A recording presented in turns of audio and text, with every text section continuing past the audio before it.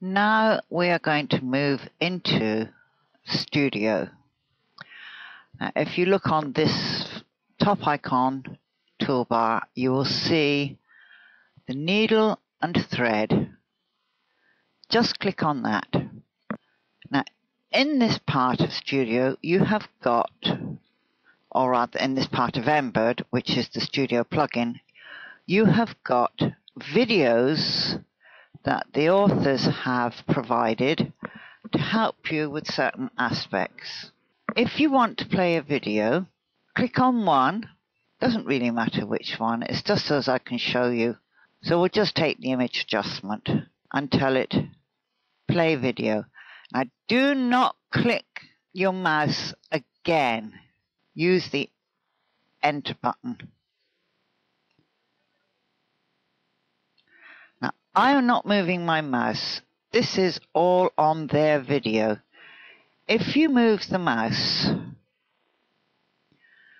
then you will turn the video off.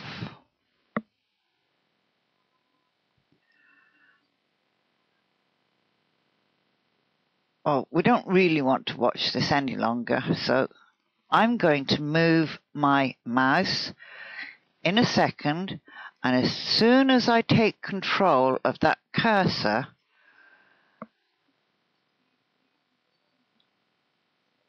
there you go. Right, so now, when there's no sound on the emrab videos, so don't think you've done something wrong. Everything is done for you to view it and follow it. So now I'm going to hit proceed. And I don't get rid of that welcome box, because every now and again I think, how do I do so-and-so? I know it's in one of those training videos, because it's an awful lot of program to try and retain in your head. Right, this is our Studio screen. Down this side you have got your digitizing tools. Above the digitizing tools, that's your pan. This is your oh lummy, what's the name of it? I've forgotten already. It lets you build an odd shape selection box around something. You select, but there's nothing there to select, so it can't do it. That returns you to magnification 1 below, magnification, yeah. Okay. You tend to forget what things are when you don't use them. Right mouse button shrinks the screen. Left mouse button magnifies it. Left mouse button magnifies it even more. Magnifies it even more. Now you can see my grid.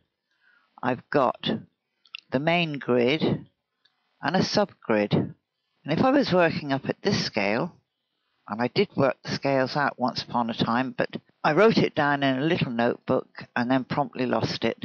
That little inner square is 1 millimeter. This square is 2 millimeters. So you can tell how far up magnification has gone. These are your Windows colors. They are not threads. These are here to assist you for when you're actually digitizing.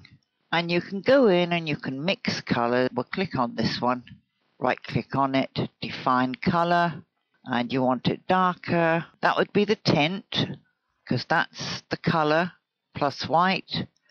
This would be the shade, that's the color plus black,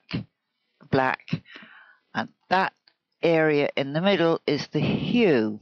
That's the pure color, no white, no black. Okay, now these are your Windows colors, and you can mix up a fair old palette in here. And then when you take your design into editor, you then go and pick your threads from the thread catalog as close as you can to what you've got in your design. I'm going to cancel that. These we will go deeper into as we use them. If I sit here and give you a blow-by-blow account, your brain is going to go numb. Now the first thing we're going to do is we're going to go into edit, and we are going to drop down to preferences. When you get into preferences, you've got a whole pile of tabs. Edit mode, grid, Save, Hoop, Selection, 3D Preview, Guidelines. There are no hoops in emrab. There are sewing fields, work areas. I'm going to tap on that. I need a sewing field of, I'm going to put in 145 wide. You'll see why in a minute. So I highlight what's in the width box and I type in 145 decimal point. Okay. Height, I want 205. 205 point. That's my sewing field. I go into save and I say don't auto-save, don't back up files. Grid, I work with a 2mm grid with this 1mm subdivision. Edit mode, I leave that completely alone. Make certain you've got show parameters ticked. Okay, selection, highlight selected objects, and I've got the color red.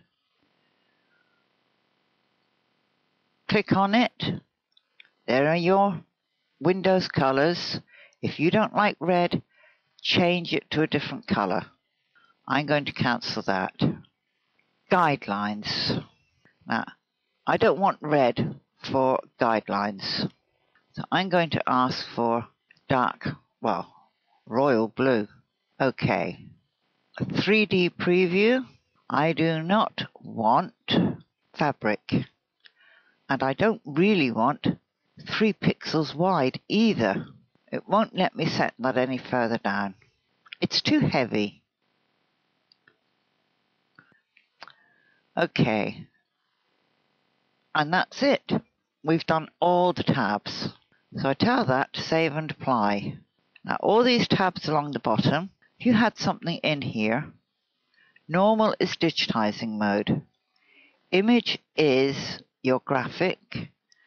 Vectors is if you are using vectors for a graphic or lettering, or because this is actually a vector program, as Digitizer Pro is, and well, most object-based digitizing software is vectorized.